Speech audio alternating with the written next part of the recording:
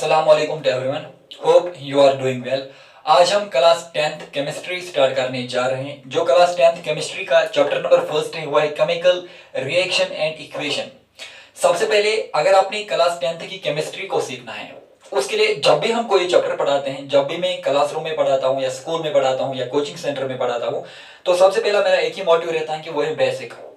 क्योंकि जब तक हम अपने बेसिक को स्ट्रॉन्ग नहीं करेंगे तब तक हम ना तो कुछ लर्न कर पाएंगे, ना तो हम मतलब उस लेवल तक जा पाएंगे जो हम चाहते हैं। क्योंकि नवाडे बेसिक इज एवरीथिंग। आजकल सबसे ज्यादा जो हमारा स्ट्रॉन्ग पोर्शन होना चाहिए वो है बेसिक। तो केमिस्ट्री को स्टार्ट करने से पहले आपने केमिस्ट्री के कुछ बेसिक कॉन्सेप्ट सीखने हैं। तो वो मैं यहाँ पे अगर डिस्कस करूंगा तो उससे वीडियो लंबा हो जाएगा, तो उसके लिए मैंने ऑलरेडी वीडियो अपलोड किया है। बट इस वीडियो में हमने क्या करना है, तो जो क्लास 10th की केमिस्ट्री में स्टार्ट करने जा रहा हूं, इसमें मैं टोटल नंबर ऑफ 17 लेक्चर्स दूंगा। सर एक चैप्टर को 17 नहीं, पूरी केमिस्ट्री की 17 लेक्चर्स, यानी 4 चैप्टर्स हैं। आपको पीरियोडिक टेबल को छोड़कर 4 चैप्टर्स हैं आपके पास। उसमें से हर चैप्टर में 3 लेक्चर्स आएंगे। कितने लेक्चर्स? 3 लेक्चर्स, या यूं कहेंगे 3 वीडियोस आएंगे।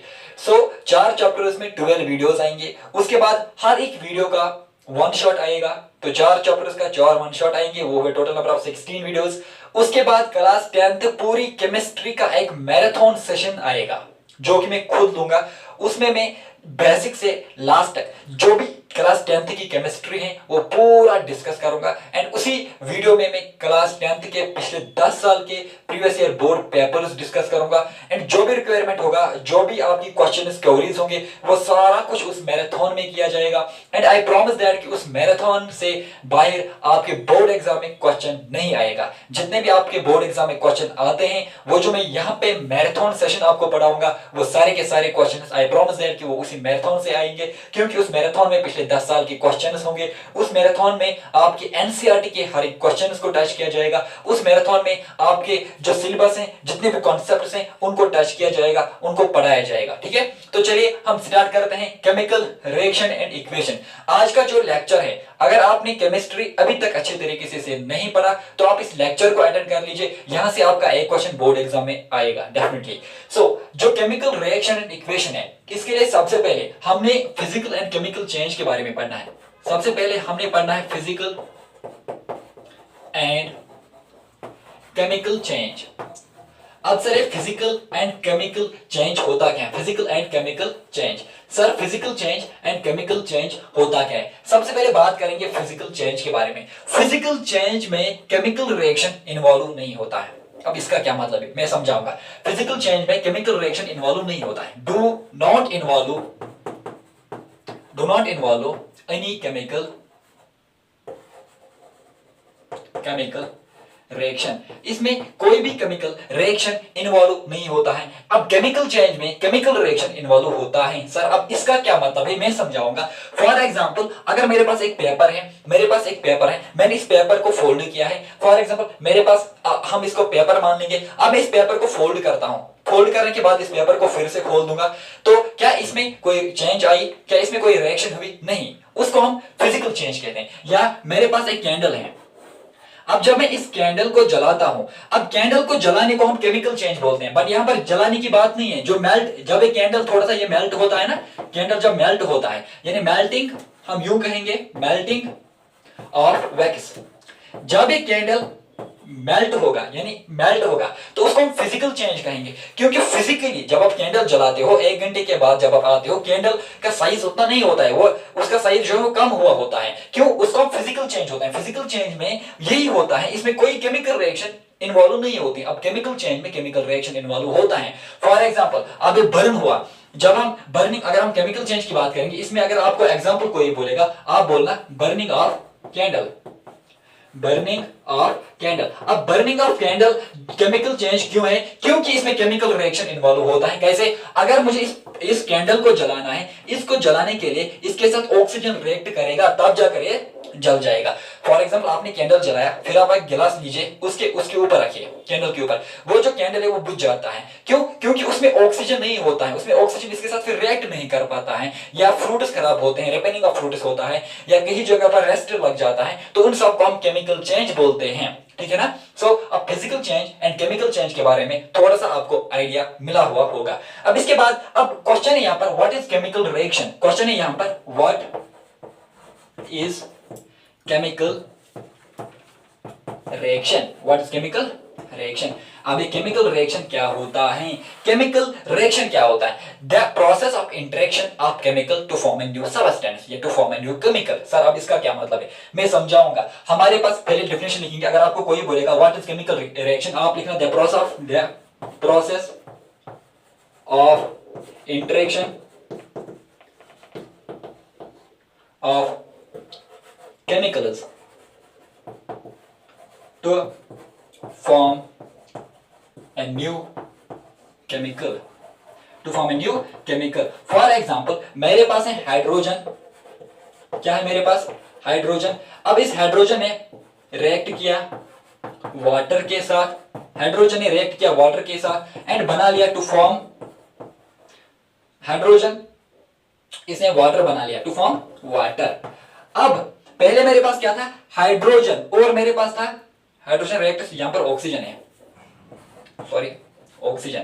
हाइड्रोजन ने ऑक्सीजन के साथ रिएक्ट करके वाटर बना लिया। ठीक है ना? अब इसमें क्या होता है कि केमिकल केमिकल रिएक्शन किसे कहते हैं? द प्रोसेस ऑफ इंटरेक्शन, जब दो केमिकल्स आपस में इंटरेक्ट करके कोई नया केमिकल बनाएंगे। एग्जांपल मैंने लिया H2+O2, हाइड्रोजन एंड ऑक्सीजन जब आपस में इंटरेक्ट करता है तो यहां पर एक न्यू केमिकल बनाता है जिसका नाम है मेरे भाई वाटर। क्या नाम है? वाटर। तो इसी को हम कहते हैं chemical reaction. What is chemical reaction? The process of interaction of chemical, जब इंटरेक्शन होगा केमिकल्स में टू फॉर्म न्यू केमिकल, यहां पर नया केमिकल मिला तो इसको हम कहते हैं केमिकल रिएक्शन। अब यहां पर एक और क्वेश्चन है व्हाट इज कैटलिस्ट।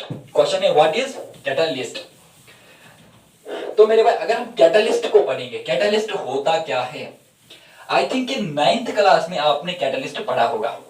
अब अगर नहीं पढ़ा तो मैं समझाऊंगा कैटलिस्ट किसे बोलते हैं। कैटलिस्ट any substance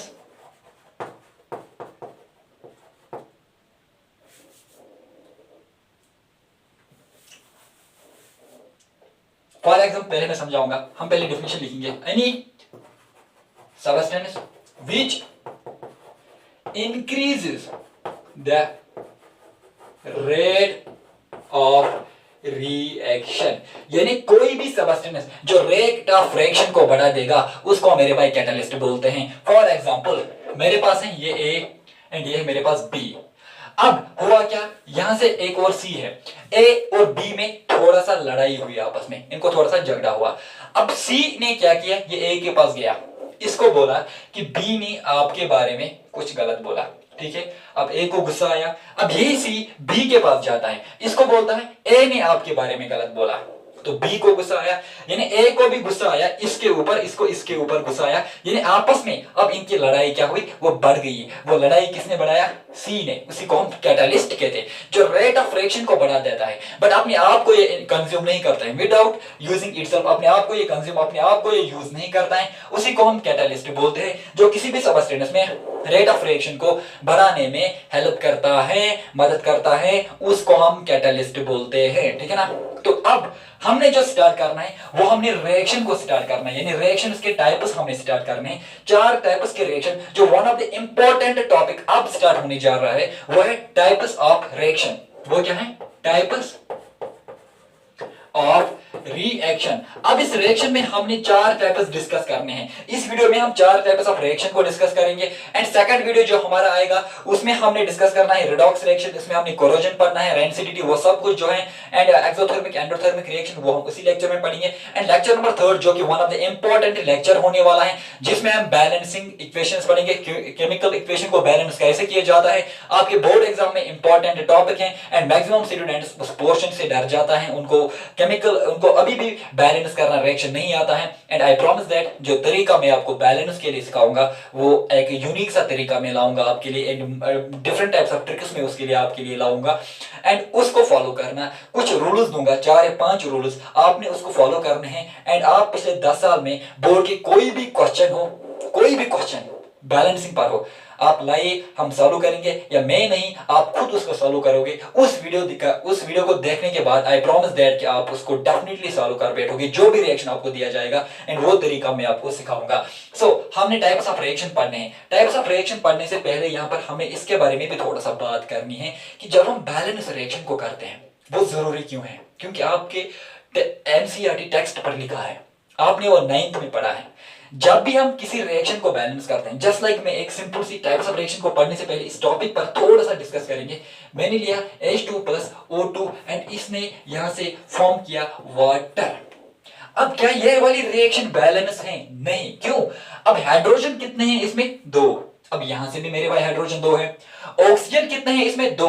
अब मेरे भाई यहां से ऑक्सीजन 1 है। इसका मतलब अभी रिएक्शन बैलेंस नहीं है। कुछ स्टूडेंट्स ऐसे करते हैं, वो शायद यहां पर 2 डालेंगे। आप बोलेंगे सर हाइड्रोजन 2 है, तो मैंने बोला हाँ हाइड्रोजन तो 2 है। अब ऑक्सीजन 2 है, मैंने बोला ठीक ऑक्सीजन तो 2 है। अब तो बैलेंस रिएक्शन हुई। सर अब इसमें प्रॉब्लम कहां पर है? तो मैं बोलता हूं ये वाला रिएक्शन गलत है। अगर आपने ये वाली रिएक्शन बोर्ड में बैलेंस करके लिखी है तो आपके मार्क्स काटे दिए जाएंगे, आपको मार्क्स नहीं दिए जाएंगे। क्यों? करना क्या है? रूल है, हमें 2 यहां पे नहीं लिखना है, हमें इस 2 को लिखना है यहां पर। सर क्या अभी बैलेंस हुई? नहीं। क्यों? क्यों सर? देख लीजिए, अब ये 2 है, ये इसके साथ मल्टीप्लाई है, तो ऑक्सीजन कितने आए आप? 2। ऑक्सीजन कितने हैं यहाँ पर? 2। सर आप तो बैलेंस है, फिर हाइड्रोजन तो 2 है यहाँ पर। बट इसका ख्याल रखिए, ये 2 हाइड्रोजन के साथ भी मल्टीप्लाई है, ये 2 ऑक्सीजन के साथ भी मल्टीप्लाई है। आपने 2 ऑक्सीजन के साथ लिखा तो यहाँ पर 2 ऑक्सीजन आपको मिला। अगर 2 हाइड्रोजन के साथ मल्टीप्लाई कर लीजिए, 2 यहाँ पर है, 2 यहाँ पर है, 2 × 2 कितना होता है? 4। तो यहाँ पर 4 हाइड्रोजन है, यहाँ पर 2 ही हाइड्रोजन है। सर आप क्या करेंगे? अब करना क्या है, इसको यहाँ पर 2 डाल दीजिए, 2 2 और 4, तो हाइड्रोजन आपको यहाँ पर 4 मिलते हैं। 2 2 और 4 हाइड्रोजन आपको यहाँ पर 4 मिलते हैं। यहाँ पर ऑक्सीजन 2 है, यहाँ पर भी ऑक्सीजन 2 है। अब ये वाली रिएक्शन बैलेंस है। सर हम इसको बैलेंस करते क्यों हैं? 9th क्लास में आपने पढ़ा होगा law of conservation of mass. वो लॉ बोलता क्या है? वो लॉ बोलता है कि law of conservation of mass क्या बोलता है? मास can neither be created nor be destroyed. अब इसका क्या मतलब है? यानी ना मास क्रिएट होता है ना मास डिस्ट्रॉय होता है। यानी जो रिएक्टेंट का मास है वही प्रोडक्ट का मास होता है। इसको हम रिएक्टेंट बोलते हैं। ये वाला H2+O2 जो एरो से ये वाला साइड है, इस साइड को हम बोलते हैं रिएक्टेंट। क्या बोलते हैं मेरे भाई? इसको हम रिएक्टेंट बोलते हैं। इस वाले साइड को हम बोलते हैं प्रोडक्ट। अब law of conservation of mass हमें बोलता है कि जितना रिएक्टेंट होता है ये बराबर होता है प्रोडक्ट को, इसलिए हमने रिएक्शन को बैलेंस करना पड़ता है। एंड आपके बुक में ये भी मेंशन किया गया है एनसीईआरटी में, जो कि केमिकल इक्वेशन हमने लिखती हैं। केमिकल इक्वेशन जैसे कि मैंने ये वाली इक्वेशन लिखी, ये वाली रिएक्शन लिखी। अब इसको वर्ड फॉर्म में भी हम लिखते हैं हाइड्रोजन, हम HYDROGEN को लिखते हैं हाइड्रोजन। अब इसका जो सिंबल है डाल्टन की बात अगर हम करेंगे, आप थोड़ा सा पीछे जाइए 9th क्लास में। अब यहां पर ये सब मैं क्यों बोलता हूं? क्योंकि बेसिक हमने सीखना है। अब डाल्टन की बात करेंगे। डाल्टन ने पहले बोला कि हम एटम्स को लिखेंगे, एलिमेंट्स को हम लिखेंगे, हाइड्रोजन को हम लिखेंगे ऐसे करके, एंड कार्बन को हम लिखेंगे ऐसे करके, ये कार्बन का सिंबल है, ठीक है। एंड ऐसे ही उसने बोला कि आयरन को लिखना है तो हम ऐसे लिखेंगे, फास्फोरस को लिखना है तो हम ऐसे लिखेंगे। अब ऐसे तरीके के ये एलिमेंट्स को सिंबल उसने लाया कि हम ऐसे लिखेंगे। बट लास्ट में जब मॉडर्न केमिस्ट्री यानी मॉडर्न टाइम पर उसको थोड़ा सा चेंज किया गया कि बोला गया ये वाले रूल्स अब नहीं चलेंगे, हम कैसे लिखेंगे? हम क्या करेंगे? सबसे पहले जब भी हमें एलिमेंट का नाम लिखना है तो फर्स्ट लेटर हम कैपिटल से लिखेंगे। सबसे पहले हमने क्या करना है? फर्स्ट लेटर हमने कैपिटल लिखना है। ये 9th का टॉपिक है तो थोड़ा सा डिस्कस यहां पर करेंगे क्योंकि जरूरी है। फर्स्ट हमने कैपिटल लिखना है एंड सेकंड जो लेटर है, सेकंड लेटर जो है वो हमने स्मॉल लिखना है। क्या लिखना है? स्मॉल। अब सर कैसे? फॉर एग्जांपल मेरे पास है हीलियम, अब हीलियम को हम क्या लिखते हैं, फर्स्ट लेटर कैपिटल लिखना है तो H लिखेंगे, सेकंड लेटर स्मॉल लिखना है तो E लिखेंगे। तो फर्स्ट He अब बना He को हम हीलियम बोलते हैं। मेरे भाई हीलियम हम ऐसे नहीं लिखेंगे He, इसको हम हीलियम नहीं बोलते हैं क्योंकि दोनों कैपिटल आया, हमें फर्स्ट कैपिटल लिखना है सेकंड स्मॉल लिखना है। तो क्या ऐसे लिख सकता हूं, ये भी गलत है क्योंकि ये वाला भी हम नहीं लिख सकते हैं क्योंकि फर्स्ट कैपिटल लिखना है सेकंड स्मॉल लिखना है। सर क्या ये रूल हर जगह पर काम करेगा? हाँ, बट जरा इस जिंक को देख लीजिए, ZINC। जब हमें जिंक लिखना होता है क्या हम ZI लिखते हैं या हम ZN लिखते हैं? सर हम तो ये वाला जिंक लिखते हैं ZN। तो सर आपने बोला first letter capital second letter small, तो ZI क्यों नहीं है? क्योंकि यह भी एक रूल है, इट इज नॉट नेसेसरी कि हम फर्स्ट और सेकंड को लेंगे, हम फर्स्ट और थर्ड को भी लिखने हैं, बट कंडीशन क्या है, फर्स्ट कैपिटल सेकंड या थर्ड लेटर जो हम लेंगे वो स्मॉल होना चाहिए। दैट इज व्हाई हम ZR लिखते हैं। ये हुआ ZN जिंक, यानी Z कैपिटल होना चाहिए, N स्मॉल होना चाहिए, फर्स्ट लेटर कैपिटल होना चाहिए, सेकंड लेटर स्मॉल होना चाहिए, तब जाकर कभी कभार हम थर्ड भी लेते हैं, एल्युमिनियम AL उसमें फर्स्ट और सेकंड, या क्लोरीन, क्या क्लोरीन आप CH लिखते हो या Cl लिखते हो? क्लोरीन हम Cl लिखते हैं, यानी हमने यहाँ पर फर्स्ट और थर्ड लेटर लिया, यह आपने समझना है। दिस इज समथिंग जो कि आपने इन चीजों पे, छोटे छोटे जो चीजें हैं, छोटे छोटे जो सिली मिस्टेक्स आप यहाँ पे करते हो, इनको आपने ठीक करना है। जो भी अपनी वीकनेस है कोशिश करनी है कि मेरे में जितने भी वीकनेस है कहीं ना कहीं मैं उसको कोशिश करूंगा कि उसको स्ट्रेंथ में बदल डालने के लिए, ठीक है ना, तब जाकर हम प्रोग्रेस कर पाएंगे। सो हमने ये वाला थोड़ा सा बात की। अब तो जो हमने टाइप्स ऑफ रिएक्शन अपने पढ़ने हैं जहां से क्वेश्चन आता है, डेफिनेटली क्वेश्चन आएगा, इस पे एक क्वेश्चन आता है, कोई भी रिएक्शन पर क्वेश्चन आएगा। 4 रिएक्शन से जल्दी जल्दी हम डिस्कस करेंगे अच्छे तरीके से। सबसे पहली रिएक्शन जो मैं डिस्कस करने जा रहा हूं वो है कॉम्बिनेशन रिएक्शन। कौन सी रिएक्शन है? Combination reaction. Reaction number first में डिस्कस करने जा रहा हूं कॉम्बिनेशन रिएक्शन। RX में शॉर्ट में रिएक्शन लिखता हूं, इसको आप खुद अच्छे से लिखना है। कॉम्बिनेशन रिएक्शन क्या बोलता है? सबसे पहले स्टेटमेंट की ओर जाएंगे, when 2 or more reactants combine, when 2 or more reactants combine to form single product या न्यू प्रोडक्ट जिसमें बनेगा सिंगल प्रोडक्ट, ठीक है। इस वाली रिएक्शन को हम कॉम्बिनेशन रिएक्शन बोलते हैं। फॉर एग्जांपल मेरे पास है A प्लस है B, अब इन्होंने AB बना लिया। अब देख लीजिए when 2 or more reactants, चाहे 2 रिएक्टेंट्स हो या 2 से ज्यादा रिएक्टेंट्स कंबाइन होकर एक सिंगल प्रोडक्ट बनाता है। आपके पास यहाँ पर 2 रिएक्टेंट है, R का मतलब रिएक्टेंट, इसने एक सिंगल प्रोडक्ट बना दिया। इस वाली रिएक्शन को हम कॉम्बिनेशन रिएक्शन बोलते हैं। सर एक और एग्जांपल दीजिए। For example H2 plus O2, इसने H2O बना दिया। यह भी कॉम्बिनेशन रिएक्शन है क्योंकि 2 रिएक्टेंट्स आपस में मिलकर सिंगल प्रोडक्ट बनाता है। सर एक और एग्जांपल दीजिए। ठीक है मैं दूंगा, C प्लस O2 ये बनाता है हमारे पास CO2, और ये भी कॉम्बिनेशन रिएक्शन है क्योंकि रिएक्टेंट प्रोडक्ट बनाता है। 2 रिएक्टेंट एक प्रोडक्ट बनाता है, 2 या 2 से ज्यादा रिएक्टेंट आपस में मिलकर जब सिंगल प्रोडक्ट बनाएगा उस रिएक्शन को हम मेरे बेटा कॉम्बिनेशन रिएक्शन कहते हैं। तो स्टेटमेंट याद रख लीजिए। दो प्रकार के क्वेश्चन यहां से आ सकते हैं कॉम्बिनेशन रिएक्शन पर। कौन कौन सा? या तो स्टेटमेंट आएगा, कॉम्बिनेशन रिएक्शन क्या होती है उसकी रिएक्शन लिखनी है। स्टेटमेंट क्या है? When 2 or more reactant combines to form a single product is called combination reaction, is known as combination reaction। अब एग्जांपल्स यहां से या तो इन पर क्वेश्चंस आएगा, यहां पर रिएक्शन आपको दी गई है, आपको पहचानना है ये वाली रिएक्शन कौन सी रिएक्शन है, क्या ये कॉम्बिनेशन है, क्या ये डिकम्पोजिशन है, क्या ये डिस्प्लेसमेंट है, क्या ये डबल डिस्प्लेसमेंट है। आप कैसे पहचानोगे? अगर 2 रिएक्टेंट है सिंगल प्रोडक्ट बना दिया तो कॉम्बिनेशन रिएक्शन है। अब दूसरी रिएक्शन हम डिस्कस करेंगे। आई होप कि आपको ये पहली रिएक्शन समझ में आया होगा। तो now we will discuss reaction number second. तो इनको अच्छे तरीके से आपने डेफिनेटली प्रिपेयर करना है क्योंकि यहां पे क्वेश्चन आता है। दूसरी रिएक्शन जो हमारे पास है वो है डीकंपोजिशन रिएक्शन। Decomposition reaction. अब डीकंपोजिशन रिएक्शन क्या बोलता है? ये भी आसान है, थोड़ा सा इसको उल्टा करना है। सर उल्टा कैसे करेंगे? मैं समझाऊंगा क्या करना है। डीकंपोजिशन रिएक्शन क्या है? डीकंपोजिशन रिएक्शन में एक single reactant decompose to form 2 or more product, a single reactant decompose to form 2 or more product. For example पहले स्टेटमेंट की ओर जाएंगे बाद में समझाएंगे। a single reactant decomposes to from two or more product। Sir ये वाला statement हमें उस पहले वाली रिएक्शन जो हमने कॉम्बिनेशन पढ़ा उसके साथ थोड़ा सा मिलजुलता है। हाँ एग्जैक्टली मिलता है। तो प्रॉब्लम क्या है इस रिएक्शन में? प्रॉब्लम नहीं है, उल्टा है। उल्टा क्या है? A single reactant. अब यहाँ पर रिएक्टेंट एक है, प्रोडक्ट दो बनाएंगे, वहां पर प्रोडक्ट दो थे, रिएक्टेंट एक बनाता है। फॉर एग्जांपल मेरे पास है CaCO3।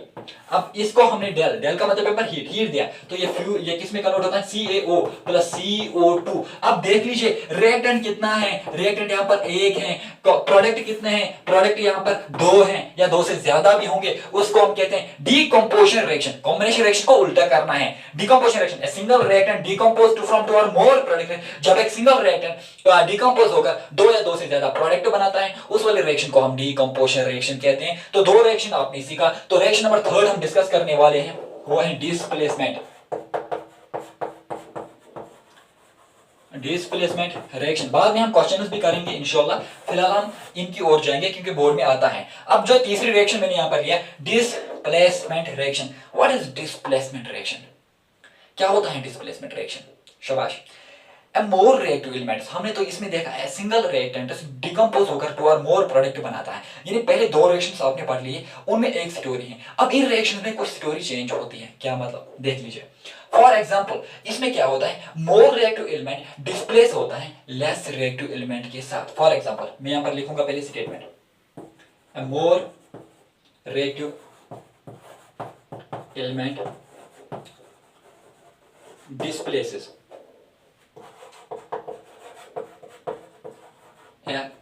Less reactive element. एक मोर रिएक्टिव एलिमेंट डिस्प्लेसमेंट होता है लेस रिएक्टिव एलिमेंट के साथ। सर मुझे समझ में नहीं आया, मैं समझाऊंगा। फॉर एग्जांपल मेरे पास है जिंक Zn प्लस है मेरे पास CuSO4।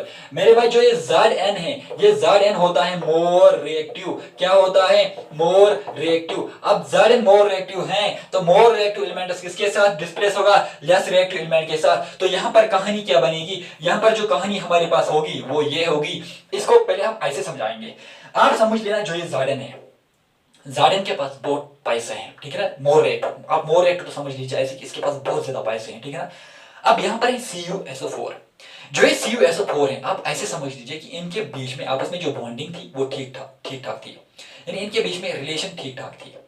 अब क्या हुआ? CuSO4 के साथ था, बट Zn के पास ज्यादा पैसे थे। ZnSO4 आपस में बॉन्ड बनाता है, Zn यहां पर तो ऐसे समझ लीजिए ZnSO4। अब बेचारा Cu जिसके पास पैसे नहीं है, इसको बाहर निकाला गया, ठीक है ना? अब Cu का जो दिल है वो टूट गया यहाँ पे। क्यों? क्योंकि Zn ने SO4 के साथ रिएक्ट किया, अब इस Cu बेचारे को बाहर निकाला गया। इसी रिएक्शन को मेरे बेटा कहते हैं डिस्प्लेसमेंट रिएक्शन।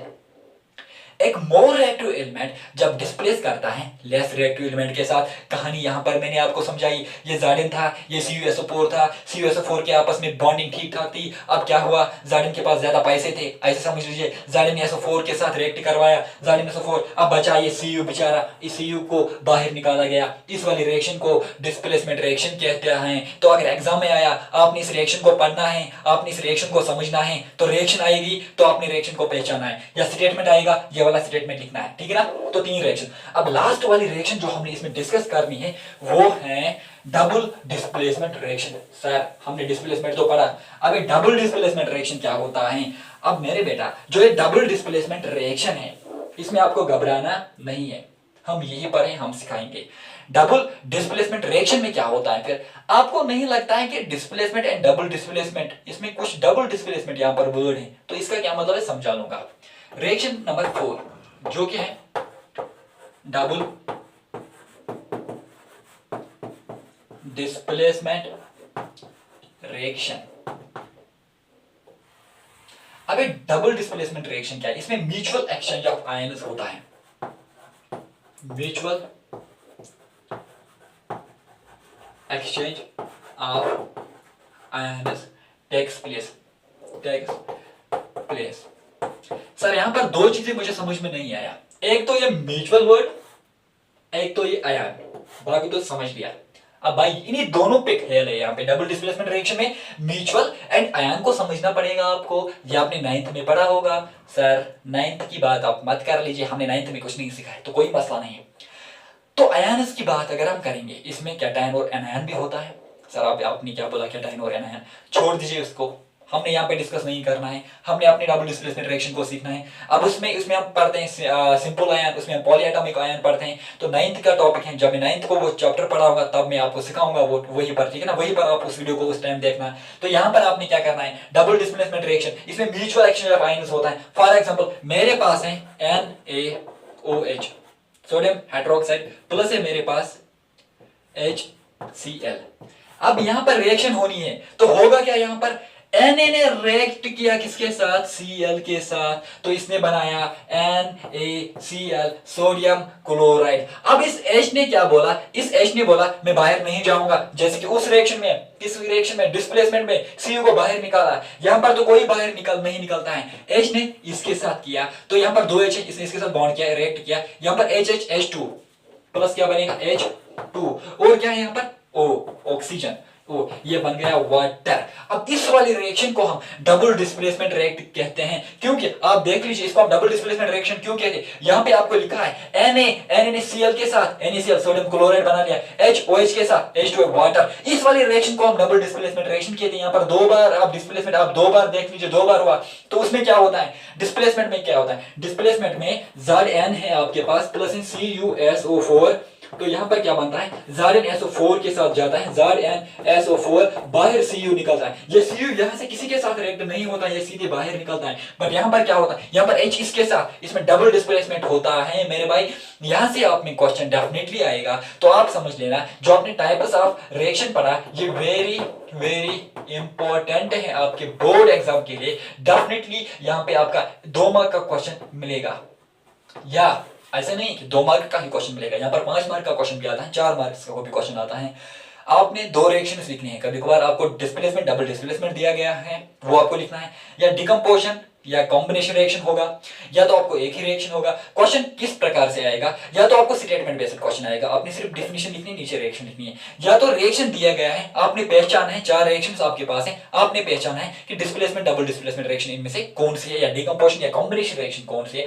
तो यहां से अगर क्वेश्चन आएगा वो टाइप्स ऑफ रिएक्शन पर आएगा। आई होप कि आपको ये वीडियो अच्छे से समझ में आया हुआ होगा। तो नेक्स्ट वीडियो में हम डिस्कस करेंगे रैनसिडिटी के बारे में, उसमें हम रेडॉक्स रिएक्शन के बारे में डिस्कस करेंगे, उसमें हम कोरोजन के बारे में डिस्कस करेंगे, एंड उसी वीडियो में एक्सो एंड एंडोथर्मिक रिएक्शन के बारे में बात करेंगे। एंड थर्ड लेक्चर में मैं आपको सिखाऊंगा कि बैलेंस रिएक्शन कैसे किया जाता है। एंड आई प्रॉमिस दैट आप बोर्ड एग्जाम में आप कोई भी रिएक्शन अगर क्यों ना होगा दिया गया होगा, तो उस रिएक्शन को आप विद इन 9 सेकंड्स आप उसको डेफिनेटली सॉल्व कर पाओगे। तो इस लेक्चर को हम यहीं पर रहने देंगे, तो आप इसको प्रैक्टिस कर लीजिए, नोटबुक बना लीजिए। टोटल नंबर ऑफ जो लेक्चर्स हैं वो 17 आएंगे। This is the first lecture, यहां से शुरुआत हमारी हो चुकी है। तो 17 लेक्चर्स में आपकी केमिस्ट्री कंप्लीट हो जाएगी। And I promise that 17 videos आप अटेंड करोगे, आफ्टर दैट आपका बोर्ड एग्जाम में केमिस्ट्री का जो फियर है वो सबसे ज्यादा, जितना भी आपके केमिस्ट्री का फियर था, डर था, फोबिया था, वो खत्म हो जाएगा। इसकी गारंटी आप मेरे से ले लीजिए। आप 17 वीडियोस को अटेंड कर लीजिए। After that I promise that जो मैं मैराथन लूंगा, सारी केमिस्ट्री का मैराथन लूंगा, जो भी पिछले 10 साल के बोर्ड एग्जाम्स में आपके क्वेश्चंस आए हुए होंगे, या उसके बाद जितने भी क्वेश्चंस आए हुए होंगे वो सारा क्वेश्चन सिखाऊंगा। एनसीईआरटी पर आपकी जितने भी क्वेश्चंस दिए गए होंगे वो भी टच कर लूंगा, आपके जितने भी कॉन्सेप्ट्स हैं वो भी सिखाऊंगा। सब कुछ हम कंप्लीट कर लेंगे ताकि आपका बोर्ड एग्जाम अच्छे से जाएगा। तो दीजिए इजाजत, अल्लाह हाफिज।